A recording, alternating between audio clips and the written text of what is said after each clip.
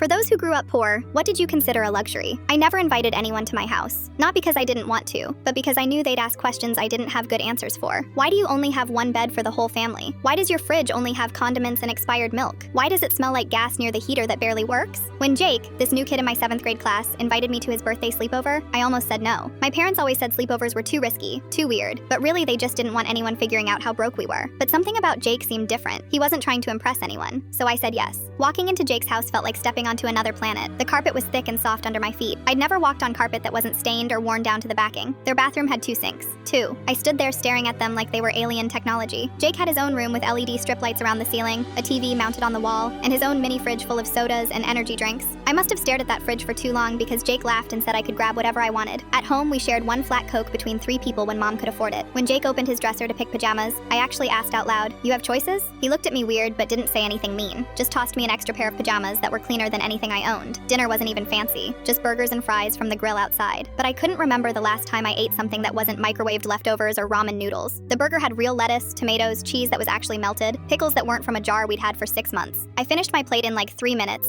and then just sat there, not sure if asking for more would be rude. Jake's mom noticed and said, "Want another one? There's plenty." I nodded so fast I probably looked desperate. When we went to sleep, Jake gave me my own blanket, my own pillow. I didn't even know how to act. At home, me and my little brother shared a twin mattress on the floor, switching sides every night because one side was closer to the broken heater that made this horrible rattling noise. I couldn't fall asleep for hours, not because I was uncomfortable, but because everything was too comfortable, too quiet, too warm, too safe. That's when it hit me that the biggest luxury wasn't the food or the room or even having my own space. It was peace, just pure, simple peace. The next morning, Jake's mom made pancakes from scratch. Not the boxed mix we sometimes got on birthdays, but real pancakes with syrup that wasn't corn syrup in a fake maple bottle. She asked if I wanted chocolate chips in mine. I said yes, even though I'd never had chocolate chip pancakes before. I didn't tell Jake the truth about my house, but when his mom drove me home and I saw him looking at our apartment building with its busted front door and the smell of cigarettes in the hallway, I felt ashamed. Not of my family, but of the whole situation we couldn't control. Before I got out of the car, Jake asked if I wanted to hang out again next weekend. Not at his house, just at the park or something. I realized he wasn't being nice because he felt sorry for me. He just liked hanging out. That sleepover changed something in me. I started working harder in school, not because I wanted to get rich or anything dramatic like that, but because I wanted to feel that peace again. I wanted a life where I didn't have to worry about whether the power would get shut off or whether we'd have enough food for the week. Now I'm in college, and I have my own dorm room, my own bed, my own desk, my own mini fridge.